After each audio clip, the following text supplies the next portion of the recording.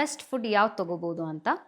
ಈಗ ನಿಮಗೆ ಶುಗರ್ಗಿಂತ ನಿಮಗೆ jaggery is a best option. ಶುಗರಲ್ಲಿ ನಮಗೆ ಆದಷ್ಟು ಕೆಮಿಕಲ್ಸ್ ಇರುತ್ತೆ, ಜಾಗ್ರಿಯಲ್ಲಿ ಕಮ್ಮಿ ಕೆಮಿಕಲ್ಸ್ ಮತ್ತು ಲೆಸ್ ಪ್ರೊಸೆಸ್ಡ್ ಮಿನರಲ್ಸ್ ಇರುತ್ತೆ. ಫ್ರೂಟ್ ಜ್ಯೂಸ್ ಮತ್ತು ಫ್ರೂಟ್ ಅಂದಾಗ ಫ್ರೂಟ್ ಜ್ಯೂಸ್ನ ಅವಾಯ್ಡ್ ಮಾಡಿ, ಫ್ರೂಟನ್ನು ಇನ್ಕ್ಲೂಡ್ ಮಾಡಿ, ಏಕೆಂದರೆ ಇದರಲ್ಲಿ ಫೈಬರ್ ಇರುತ್ತೆ ಆ್ಯಂಡ್ ಇದರಲ್ಲಿ ಕಮ್ಮಿ ಸ್ಪೈಕ್ ಆಗುತ್ತೆ ಶುಗರ್ ಲೆವೆಲ್, ನಿಮಗೆ ಒಳ್ಳೆ ನ್ಯೂಟ್ರಿಯೆಂಟ್ ಸಿಗ್ತಾ ಹೋಗುತ್ತೆ.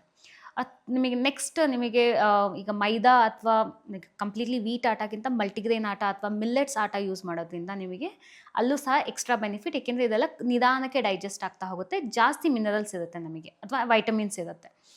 ನಿಮಗೆ ಸಾಲ್ಟಲ್ಲೂ ಅಷ್ಟೇ, ಈಗ ವೈಟ್ ಸಾಲ್ಟ್ಗಿಂತಲೂ ರಾಕ್ ಸಾಲ್ಟ್ ಬೆಸ್ಟ್, ಏಕೆಂದರೆ ರಾಕ್ ಸಾಲ್ಟಲ್ಲಿ ನಿಮಗೆ ತುಂಬ ಮಿನರಲ್ಸ್ ಇರುತ್ತೆ, ಎಲೆಕ್ಟ್ರೋಲೈಟ್ ಬ್ಯಾಲೆನ್ಸ್ ಆಗೋಕ್ಕೆ ಈಸಿ ಆಗಿ. ಚಿಪ್ಸ್ ಅಂತ ಬಂದಾಗ ಅಥವಾ ಡೀಪ್ ಫ್ರೈಡ್ ಫುಡ್ ಅಂತ ಬಂದಾಗ ಆದಷ್ಟು ಬೇಕ್ಡ್ ಮತ್ತು ಹೇರ್ ಫ್ರೈನ ನೀವು ಯೂಸ್ ಮಾಡಿ, ಅದರಿಂದ ನಿಮಗೆ ಕಮ್ಮಿ ಕ್ಯಾಲೋರಿ ಸಿಗುತ್ತೆ ಆ್ಯಂಡ್ ಆಯಿಲ್ ಕಂಟೆಂಟು ಸಹ ನಿಮಗೆ ಬಾಡಿಗೆ ತುಂಬ ಜಾಸ್ತಿ ಹೋಗಲ್ಲ, ಸೊ ದಟ್ ನಿಮಗೆ ಹೆಲ್ತಿಯಾಗೂ ಇರುತ್ತೆ, ಲೈಟಾಗೂ ಇರುತ್ತೆ. ಎಣ್ಣೆ ಅಂತ ಬಂದಾಗ ಆದಷ್ಟು ನೀವು ಗಾಣದೆಣ್ಣೆ ಯೂಸ್ ಮಾಡಿ. ಗಾಣದೆಣ್ಣೆ ಯೂಸ್ ಮಾಡೋದ್ರಿಂದ ನಿಮಗೆ ಕಂಪ್ಲೀಟಾಗಿ ಅದರಲ್ಲಿ ವೈಟಮಿನ್ಸ್ ಮಿನರಲ್ಸ್ ಇರುತ್ತೆ, ಕೆಮಿಕಲ್ ಫ್ರೀ ಆಗಿರುತ್ತೆ, ಹಾಗಾಗಿ ಇದು ಸಹ ಬೆಸ್ಟ್ ಸ್ವ್ಯಾಪ್.